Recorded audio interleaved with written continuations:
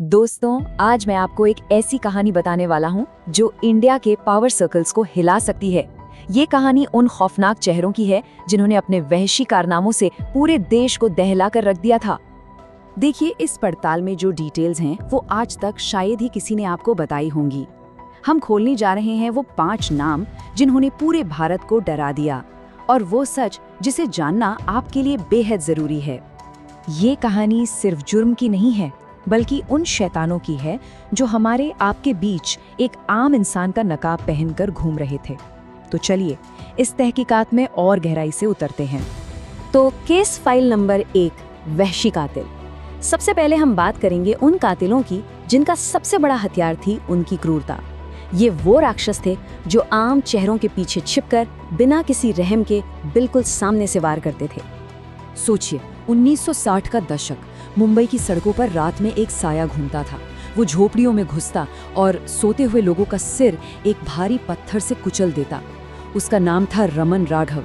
Police को पहले तो लगा कि ये सब मामूली चोरी के मामले हैं, लेकिन जब लाशों का ढेर लगने लगा तब समझ आया कि मुंबई में एक सीरियल किलर घूम रहा है और उसे कोई पछतावा नहीं था।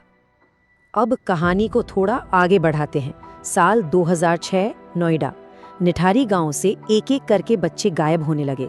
पुलिस ने शुरू में इसे हल्के में लिया, लेकिन जब पास के एक नाले से खोपड़ियां और इंसानी हड्डियां मिलने लगीं तो पूरे देश का दिल दहल गया।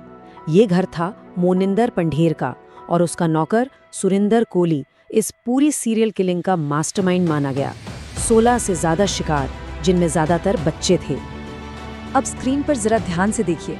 रमन राघव 60 के दशक में गरीबों को मार रहा था और कोहली 2000 के दशक में बच्चों को। दोनों ही मामलों में पुलिस ने शुरू में क्या किया, केस को मामूली समझा। एक को छोटी मोटी चोरी, दूसरे को गुमशुदगी। मतलब दशकों का फासला था, लेकिन सिस्टम की लापरवाही का जो पैटर्न था वो बिल्कुल एक जैसा था। केस फाइल नंबर 2, धोखेबाज। अब हम बात करते हैं उन कातिलों की जिनका हथियार क्रूरता नहीं बल्कि भरोसा था। जी हाँ, भरोसा। ये वो लोग थे जो अपनी बातों से, अपने चार्म से शिकार को फंसाते थे और फिर उन्हें मौत के घाट उतार देते थे। 1980 के दशक का मद्रास। गौरी शंकर, जिसे लोग ऑटो शंकर कहते थे, एक आम ऑटो ड्राइवर का नकाब पहनकर घूमता था। वो जवान लड़कियों को सुरक्षित घर पहुंचाने का वादा करके अपनी बातों में फंसाता, उन्हें अपने अड्डे पर ले जाता और फिर उनकी हत्या करके लाश को जला देता या दफना देता।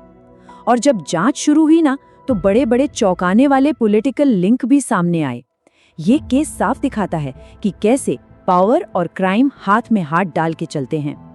अगला कातिल, जिसका दिमाग तेज था, स्टाइल शानदार और जुर्म की दुनिया इंटरनेशनल। नाम था चार्ल्स शोभराज, जिसे मीडिया ने द सर्पेंट का नाम दिया। वो विदेशी टूरिस्ट्स को अपना निशाना बनाता, उन्हें ड्रग्स देता और फिर लूट कर उनकी हत्या कर देता। वो भेष बदलने में इतना माहिर था कि एक बार तो गार्ड्स को धोखा देकर भरी पूरी जेल से भी भाग निकला था।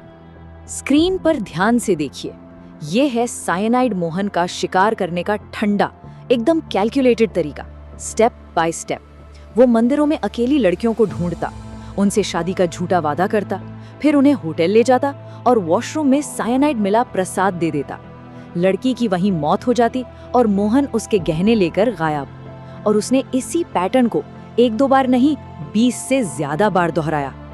एक सवाल उठता है, ये कातिल इतने कामयाब हुए कैसे? क्या ये सिर्फ अपनी चालाकी की वजह से सालों तक बचते रहे?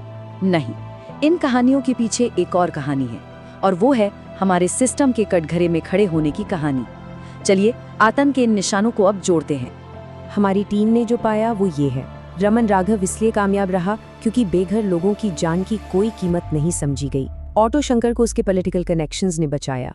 निठारी में गायब होते बच्चों की रिपोर्ट को लगातार नजरअंदाज किया गया, और साइनाइड मोहन ने शादी के सामाजिक दबाव का फायदा उठाया। हर कातिल ने सिस्टम के ही एक लूप होल का इस्तेमाल किया। तो ये सवाल हमें खुद से पूछना होगा, क्या ये सिर्फ कुछ दरिंदों के किए गए जुर्म थे, या फिर ये हमारे समाज और हमारे सिस्टम की उस गहरी लापरवाही का नतीजा थे जिसने इन दरिंदों को शिकार करने की खुली छूट दे दी? तो इन सब कहानियों से हमें सीखना क्या है? देखिए, ये सिर्फ डरावने किस्से नहीं हैं, ये एक आखिरी चेतावनी है, एक ऐसा सबक जिसे हमें कभी नहीं भूलना चाहिए, ताकि इतिहास खुद को दोबारा न दोहराए। 50 से ज्यादा सिर्फ इन 5 कातिलों ने मिलकर 50 से ज्यादा जिंदगियां छीन ली। और ये सिर्फ एक नंबर नहीं है, ये उन परिवारों का दर्द है जो शायद आज भी इंसाफ का इंतजार कर रहे हैं। इसका मतलब साफ है, हमें जागरूक रहना होगा, हमें सतर्क रहना होगा, हमें अपने सिस्टम से जवाबदेही मांगनी होगी, और अगर जवाब सही ना मिले तो सवाल उठाने होंगे। अगर आपको भी लगता है कि ये सिस्टम बदलना चाहिए तो इस सच्चाई को ज़्यादा से ज़्यादा लोगों तक पहुंचाने में मदद करें। आप देख रहे हैं विश्व प्राइम, इंडिया की सबसे तेजी से बढ़ती डिजिटल न्यूज़ आवाज़।